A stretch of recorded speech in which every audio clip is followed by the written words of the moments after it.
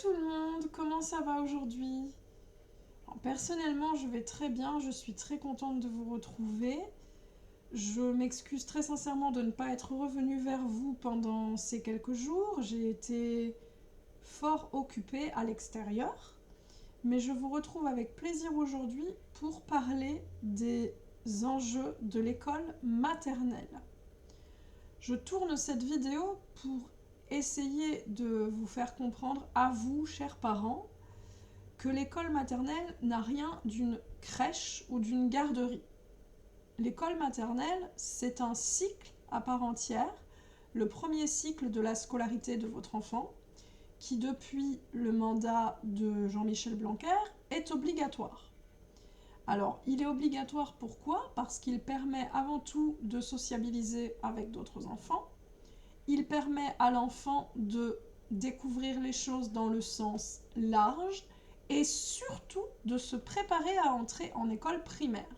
Ça n'a rien d'un bonus, mais c'est au contraire une transition entre la sphère familiale, parentale, le foyer, qui est une sphère de protection, une sphère relativement fermée, et la sphère de l'école primaire qui, elle, enclenche de manière radicale les apprentissages et le développement cognitif de votre enfant.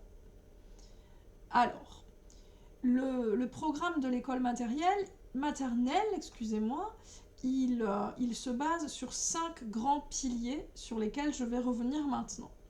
Le premier pilier, c'est celui du langage.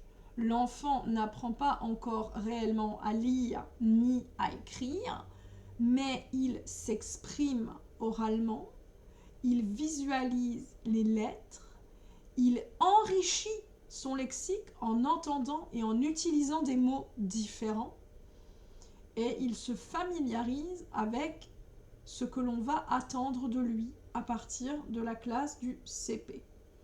Il apprend surtout à réfléchir sur la langue française et à la comprendre avec l'aide de son maître ou de sa maîtresse. Et pour ça, bien entendu, l'enseignant utilise des ressources diverses et variées.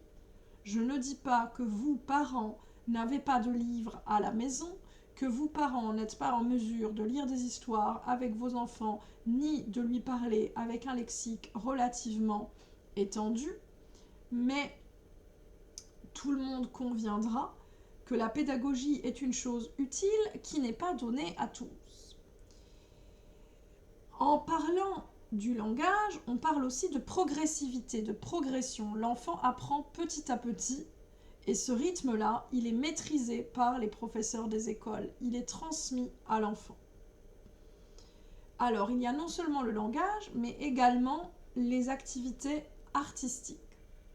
En s'initiant à l'art, que ce soit la musique ou les activités manuelles telles que le découpage, la peinture, le dessin, l'enfant apprend à se représenter mentalement les choses, apprend à se représenter mentalement ce qui l'entoure, à s'intégrer dans son environnement, plus ou moins proche ou lointain, et surtout à exprimer des impressions, des sensations, des sentiments.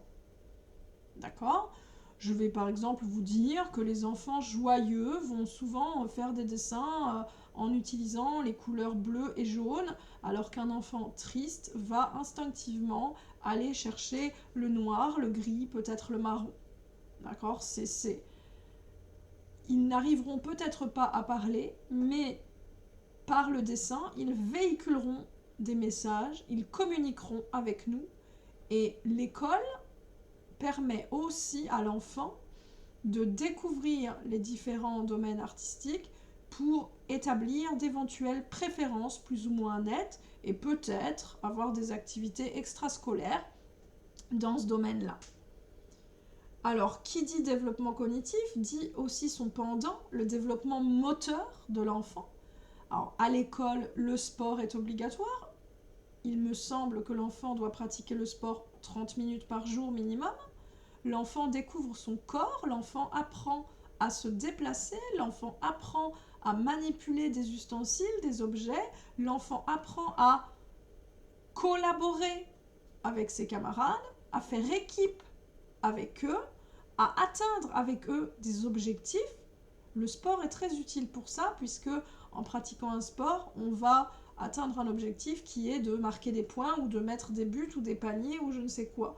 L'enfant apprend à surmonter les obstacles, l'enfant apprend à mettre en place les meilleures stratégies, celles qui lui permettront par exemple de terminer un parcours. Voilà, j'espère que ces exemples vous parleront et vous feront comprendre que bien que vous ayez chez vous une terrasse ou un jardin, ce n'est peut-être pas suffisant. Votre enfant prend l'air, votre enfant se défoule, mais votre enfant ne va pas au bout de ce que l'école maternelle peut lui montrer.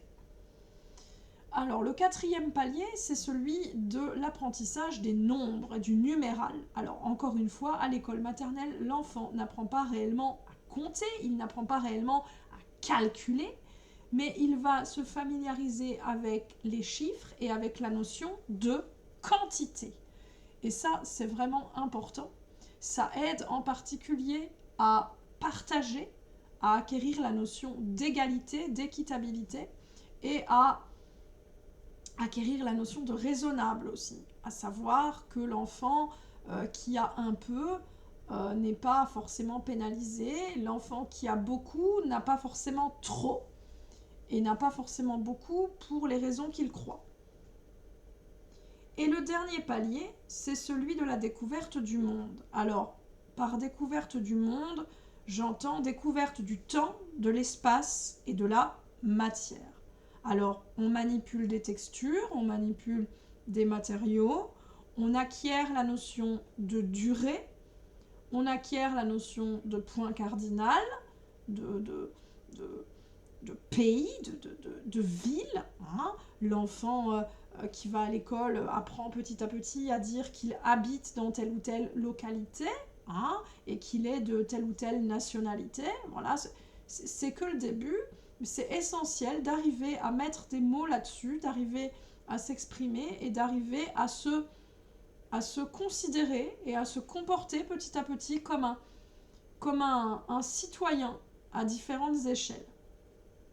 Alors, je suis sûre qu'en réfléchissant, vous trouverez de nombreuses activités, de nombreux exercices qui viendront servir d'exemple et qui viendront se ranger dans ces 5 grands tiroirs que sont les 5 piliers du programme de l'école maternelle. J'espère vous avoir convaincu de scolariser votre enfant. De toute façon, maintenant, c'est obligatoire dès l'âge de 3 ans, mais j'espère que vous avez compris le travail d'un professeur des écoles en maternelle. J'espère que vous avez compris son utilité. J'espère que vous avez compris qu'il instruit votre enfant et qu'il ne l'éduque pas, qu'il fait équipe avec vous pour le bien de votre enfant, pour son développement au sens large et pour son épanouissement personnel. Alors, je ne suis pas experte, je vous ai montré les choses dans les grandes lignes, mais j'espère vous avoir rendu service. Si vous avez des remarques, des questions, si vos enfants en ont, les plus petits comme les plus grands, n'hésitez pas à revenir vers moi et je vous donnerai avec plaisir des compléments d'information. En attendant, je vous souhaite à toutes et tous une très belle semaine et vous retrouverez bientôt. Prenez soin de vous.